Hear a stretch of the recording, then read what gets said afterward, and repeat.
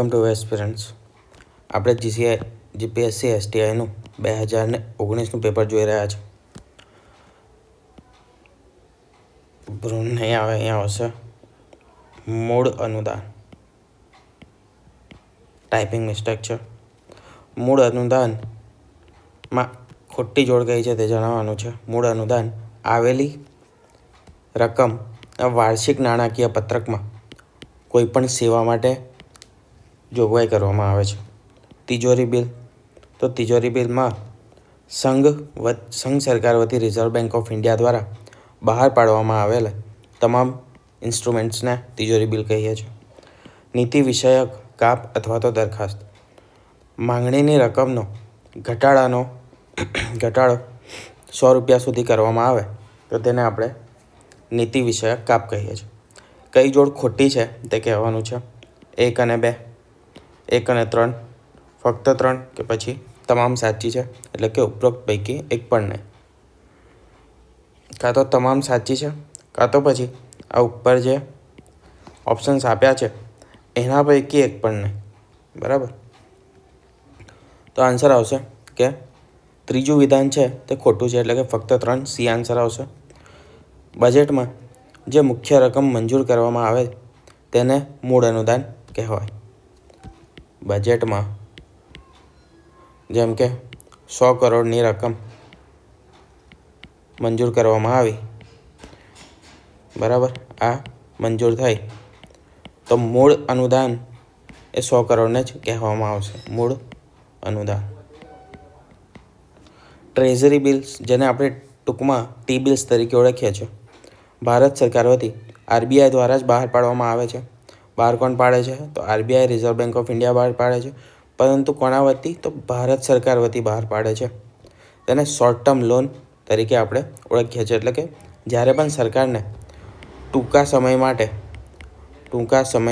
માટે short term માટે લોનની જરૂર પડે, એટલે કે પૈસાની જરૂર પડે, એ સમયે આરબીઆઈ ટી બિલ્સને બહાર પાડે અને નાણું એકત્ર કરે છે.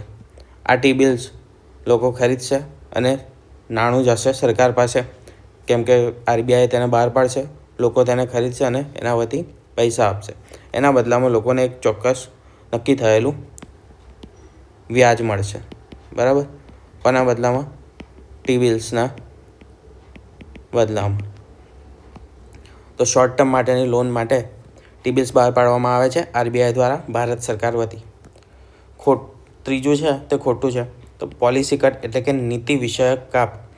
તો નીતિ વિષયક કાપ કોને કહેવાય? તો માંગણીમાં ઘટાડીને ₹1 કરવામાં આવે, મતલબ કે આખી નીતિ અસ્વીકાર કરવામાં આવે.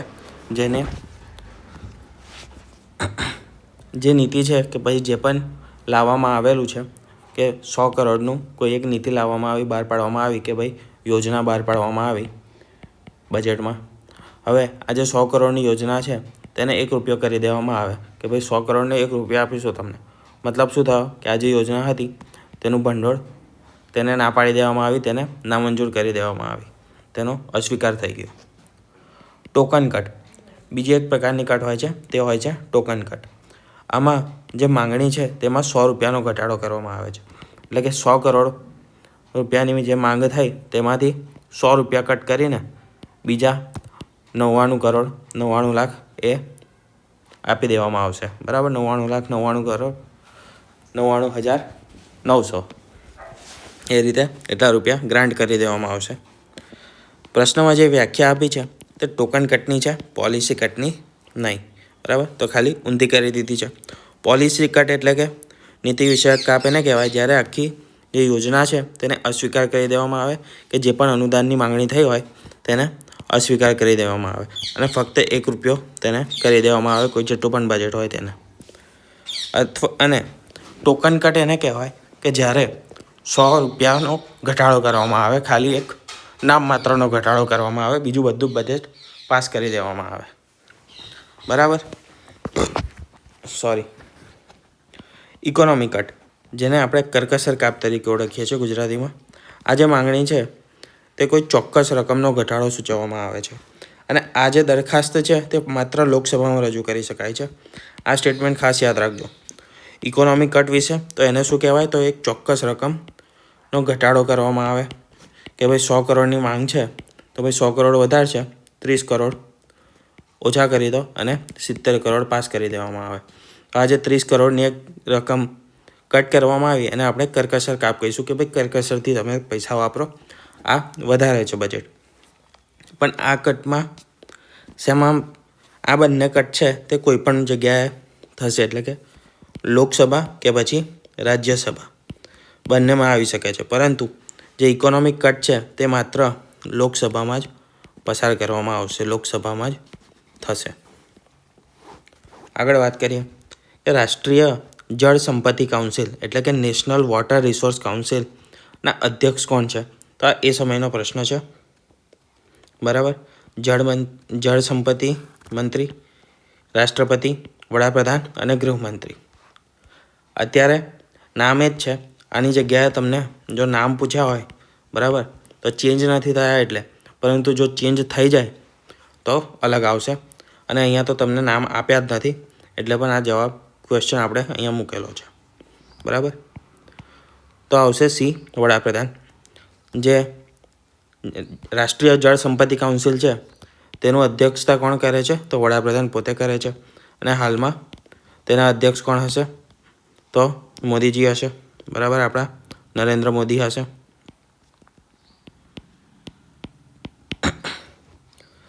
ભારતના અધ્યક્ષ, બોર્ડના અધ્યક્ષ કોણ હશે? તો ભારતના વડાપ્રધાન, પ્રાઇમ મિનિસ્ટર. ઉપાધ્યક્ષ કોણ હશે? તો જે કેન્દ્રીય જળ સંસાધન મંત્રી હશે તે હશે. આ કોણ છે અત્યારે? સભ્ય, તો સભ્ય એ તમામ રાજ્યોના મુખ્યમંત્રીઓ અને જે પણ કેન્દ્ર શાસિત પ્રદેશો છે ત્યાંના વહીવટીદારો અથવા તો જેને આપણે એલજી એટલે કે લેફ્ટનન્ટ ગવર્નર તરીકે ઓળખીએ છીએ તે હશે.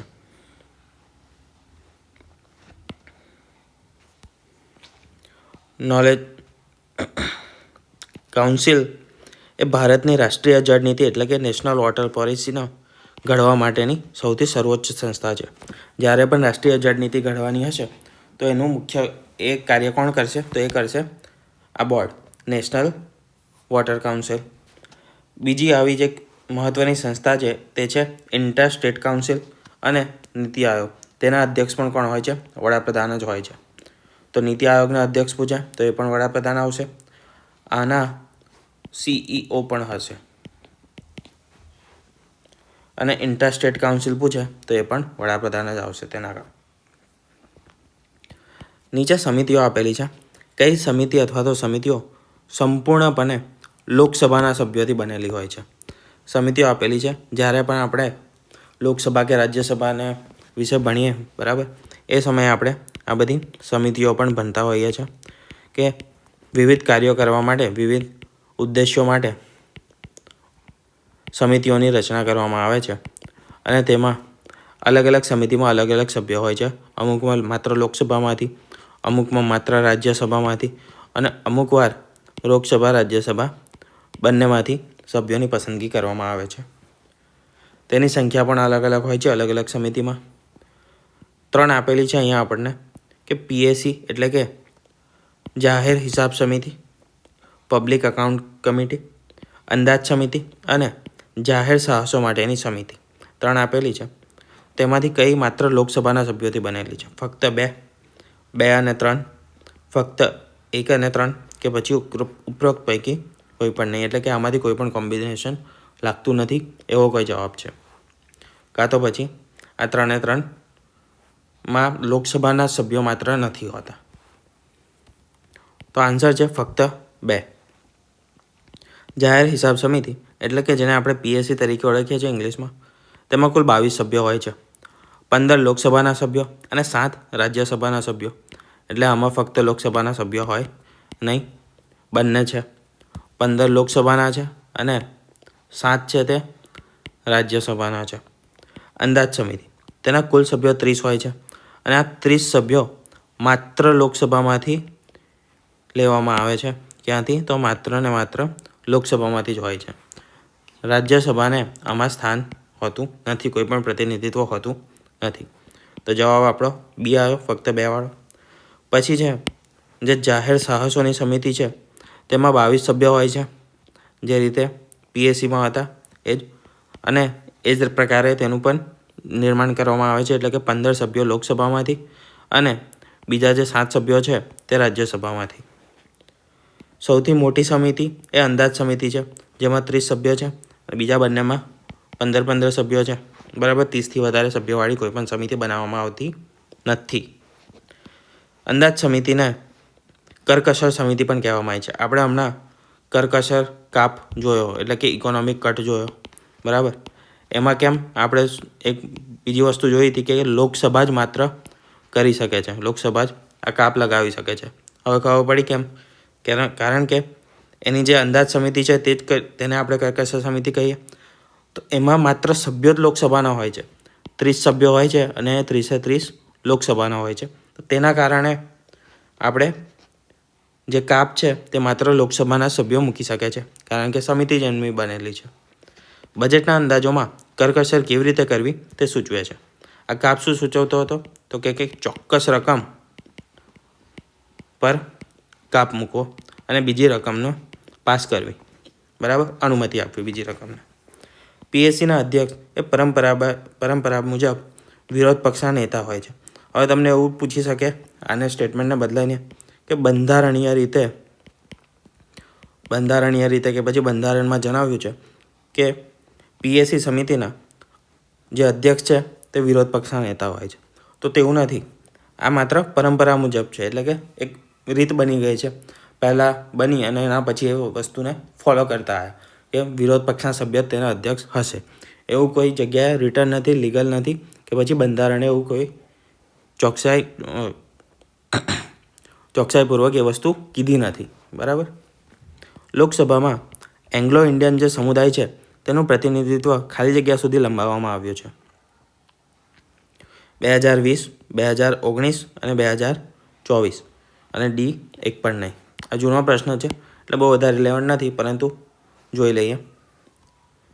તો એ 2020 સુધી લંબાવવામાં આવ્યું હતું.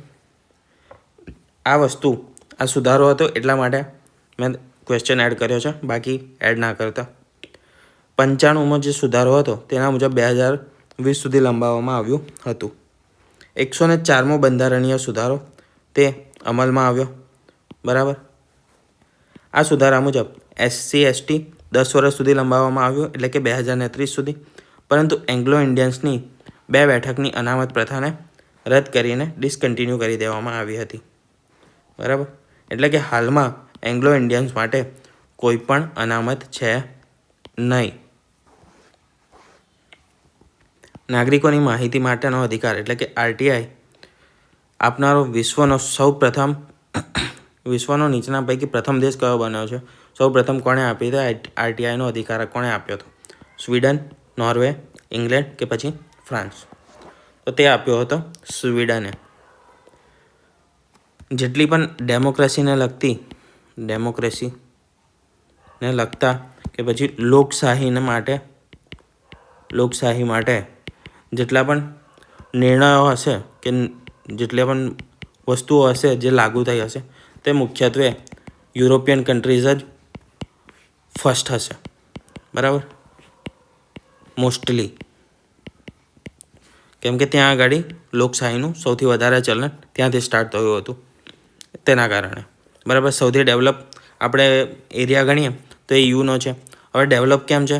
તો ડેવલપ થયો છે ત્યાં આગળ પહેલાં પણ રાજાશાહી હતી, તો ત્યાંથી સૌથી પહેલાં રાજાશાહી હતી. બરાબર, ડેવલપમેન્ટ થયું, તેના જ કારણે ત્યાં આગળ ડેમોક્રેસી પણ એટલી જ વધારે વિકસિત થયેલી છે. બરાબર, તો એ વસ્તુ છે. આ ખાલી તમે કોઈ તુક્કો લગાવો હોય. બરાબર, હવે અહીંયા તો બધી યુરોપિયન કન્ટ્રી આપેલી છે, પણ કોઈ જગ્યાએ એવું હોય કે યુરોપની કન્ટ્રીઝ ના હોય તો તમે તુક્કો મારી શકો છો. સ્વીડન 1766માં સ્વીડને ફ્રીડમ ઓફ પ્રેસ એક્ટનો પસાર કર્યો હતો, જેને સૌ પ્રથમ પારદર્શિતા અને માહિતીનો અધિકાર આપ્યો હતો. એ લોકો બહાર જઈને રાજ કરતા હતા, એટલે કે બીજાને ગુલામ બનાવતા હતા, પરંતુ એમના દેશમાં ડેમોક્રેસી સ્થાપિત થતી હતી, લોકશાહીની શરૂઆત થતી હતી. એ લોકોને હકો મળતા હતા લોકશાહીના, જે પ્રમાણે ઇન્ડિયામાં અને બીજા સ્ટેટ્સમાં આજ સુધી પણ અમુક જગ્યાએ નથી મળી શક્યા કે ઇન્ડિયામાં એના પછી લાગુ થયા છે. ભારતમાં આરટીઆઈ એક્ટ 2005માં આવ્યો અને આ પહેલાં ભારતમાં કયો કાયદો હતો તો આરટીઆઈ એક્ટ પહેલાં ફ્રીડમ ઓફ ઇન્ફોર્મેશન એક્ટ હતો જે 2002નો હતો. ભારતમાં આરટીઆઈ લાગુ કરનારું સૌપ્રથમ રાજ્ય હતું તે હતું તમિલનાડુ અને ગોવા. તમિલનાડુએ 1997માં લાગુ કર્યું હતું અને ગોવાએ પણ. નીચેના પૈકી કયા દેશને ભારત સાથે કાલા પાણી અને સુસ્તા જેવા વિસ્તારો માટે વિખવાદ છે? કયા દેશ સાથે ભારતનો કાલા પાણી અને સુસ્તાના વિસ્તારો માટે વિખવાદ છે એટલે કે વિવાદ છે? પાકિસ્તાન, બાંગ્લાદેશ, ચીન કે પછી નેપાળ? તો આ બેમાંથી એક વસ્તુ તો તમે ખ્યાલ હશે કે બહુ વધારે ન્યૂઝમાં રહી હતી, એટલે કદાચ ખ્યાલ હશે. જો એક પણ ખ્યાલ હશે તો જવાબ આવડી જશે. તો તે છે નેપાળ. કાલા પાણીએ નેપાળ સાથેનો વિખવાદ છે આપણો. ઉત્તરાખંડના જે પિથોરાગઢમાં આવેલો એક વિસ્તાર છે, નેપાળ દાવો કરે છે કે કાલી નદીનું ઉદ્ગમ સ્થાન અલગ છે, તેથી આ વિસ્તાર જે છે તે તેમનો છે. સુસ્તા એ બિહાર એટલે કે પશ્ચિમ ચંપારણ, જે બિહારમાં પશ્ચિમ ચંપારણનો ભાગ છે, ત્યાં આગળ નેપાળની બોર્ડર પર આવેલો છે અને ગંડક નદીના કિનારાનો વિસ્તાર છે. આ નદી વહેણના બદલે આ નદી કેવી છે, પહેલાં અહીંથી વહેતી હોય, બરાબર, ઉપરથી હવે હિમાલયમાંથી વહેતી નદી છે ને, આખી હિમાલયની શ્રેણીઓ અહીંયાથી આપણે પસાર થાય છે, ત્યાંથી નીકળશે, બરાબર. તો ઘસારણ લાવશે. હવે ઘણું બધું ઘસારણ કરીને એને અહીંયા આગળ બહુ વધારે બધું કાપ ને એ બધી વસ્તુ ભેગી કરી દીધી, બરાબર. તો અહીંયા આગળ બંધ થઈ ગયું. તો નદી શું કરશે? નદીનું પાણી આ બાજુથી વહેવા લાગશે. પછી અહીંયા આગળ બંધ થઈ ગયું તો એ શું થશે? આ બાજુથી વહેવા લાગશે. અહીંયા પણ બંધ થઈ ગયું તો એ પાછી આ બાજુથી વહેવા લાગશે. તો શું કરે છે? તે પોતાનો રસ્તો છે તે બદલ્યા કરે છે, રસ્તો બદલે છે. તેના કારણે આ વિવાદ થયેલો છે કે આ જગ્યા કોની છે, નેપાળની છે કે પછી ભારતની છે. ભારત અને નેપાળ વચ્ચે સીમા ટ્રીટી ઓફ સુગોલી એટલે કે સુગોલીની સંધિથી નક્કી કરવામાં આવેલી છે, જે 1816માં નક્કી થઈ હતી. સંધિ થઈ હતી ક્યારે? 1816માં થઈ હતી, અંગ્રેજોના સમયે. ભારત અને બાંગ્લાદેશ વચ્ચે તિસ્તા નદીનો વિવાદ છે, બરાબર. ભારત અને બાંગ્લાદેશનું જોઈ લીધું. તિસ્તા નદી, આ એક યાદ રાખજો કે ભારત અને નેપાળની જે સીમા છે તે કઈ નદી? તો સુગૌલીની સંધિના આધારે નક્કી કરવામાં આવેલી છે. આ સમયે ઈસ્ટ ઇન્ડિયા કંપની રાજ કરતી હતી, બરાબર. રાજ નથી કરતી, પરંતુ ઈસ્ટ ઇન્ડિયા કંપનીએ ઘણા બધા પ્રદેશો પર કબજે કર્યા હતા ભારતના. આગળ જોઈએ. આમુખ એ સાર્વભૌમ લોકશાહી પ્રજાસત્તાકનું જન્માક્ષર એટલે કે હોરોસ્કોપ છે. આ વિધાન કોનું છે? કોણે કીધું છે આ વિધાન? જવાહરલાલ નહેરુ, કમા મુન્શી, ભીમરાવ આંબેડકર કે પછી રાજેન્દ્ર પ્રસાદ? તો આ જે વિધાન છે તે કમા મુન્શી એટલે કે કનૈયાલાલ મુન્શીએ કીધેલું છે. કનૈયાલાલ માણેકલાલ મુન્શી જે ગુજરાતી સાહિત્યકાર છે, તેમને બંધારણની ડ્રાફ્ટિંગ કમિટીના સભ્ય પણ હતા. તેમણે આમુખને રાજકીય જન્માક્ષર એટલે કે પોલિટિકલ હોરોસ્કોપ કીધેલું છે. એને પાલખીવાલા એ આમુખને ઓળખાણપત્ર એટલે કે આઈડેન્ટિટી કાર્ડ કહ્યું છે. તથા ઠાકુરદાસ ભાર્ગવ તેમને ભારતને બંધારણનો આત્મા કહ્યો છે. જ્યારે ડૉક્ટર આંબેડકરે જે અનુચ્છેદ 32 છે, બંધારણીય ઇલાજનો હક જેમાં સામેલ છે, ઇલાજનો હક, તો એ અનુચ્છેદ 32ને આર્ટિકલ 32ને બંધારણનો આત્મા કહ્યો છે તે ડૉક્ટર આંબેડકર છે. અને જ્યારે જે ઠાકુરદાસ ભાર્ગવ છે તેમને આમુખને બંધારણનો આત્મા કહ્યો છે, બરાબર. તો આ બીજા સ્ટેટમેન્ટ્સ પણ યાદ રાખજો. આના સિવાય કે બીજો કોઈ સ્ટેટમેન્ટ પણ તમને પૂછાઈ શકે છે. નીચેના પૈકી અર્ધન્યાયિક સંસ્થા એટલે કે ક્વાસી જ્યુડિશિયલ બોડી નથી, અર્ધન્યાયિક સંસ્થા નથી. National green tribunal, press council of India, railway claims tribunal કે પછી રાજ્ય જાહેર સેવા આયોગ? તો જવાબ આવશે રાજ્ય જાહેર સેવા આયોગ, બરાબર. આના તો નામમાં જ ખબર પડી જાય છે ટ્રિબ્યુનલ લાગેલું છે આ બંનેમાં. તો એટલે એ તો ઓપ્શનમાંથી જ કાઢી નાખવાનું કે ક્વાસી જ્યુડિશિયલ નહીં હોય. ટ્રિબ્યુનલ જ લાગેલો જ છે શબ્દ જ, બરાબર. પ્રોબ્લેમ ખાલી આ બેમાં હતો. હવે આપણને આનો ખ્યાલ છે, આની જ એક્ઝામ આપીએ છીએ. આ તો કોઈ પણ પ્રકારની જ્યુડિશિયરી છે નહીં કે કોઈ પણ ન્યાય આપતું હોય કે કંઈ પણ ડિસિઝન આપતી હોય એ પ્રકારની, તો એ જવાબ નહીં આવે, બરાબર. કે એ ક્વાસી જ્યુડિશિયલ નથી. અર્ધ ન્યાયિક શું છે? તો જે સંસ્થા પાસે કોર્ટ જેવી સત્તા હોય, તપાસ કરી શકે અને દંડ કે પછી ચુકાદો આપી શકે, બરાબર. જીપીએસસીનો કોઈ જોયો કે ભાઈ જીપીએસસીનો ચુકાદો આવ્યો હોય કે કોઈને દંડ કર્યો હોય જીપીએસસીએ, તો આ વસ્તુ ના થાય. આ વસ્તુ કોણ કરશે? કોર્ટ કરશે.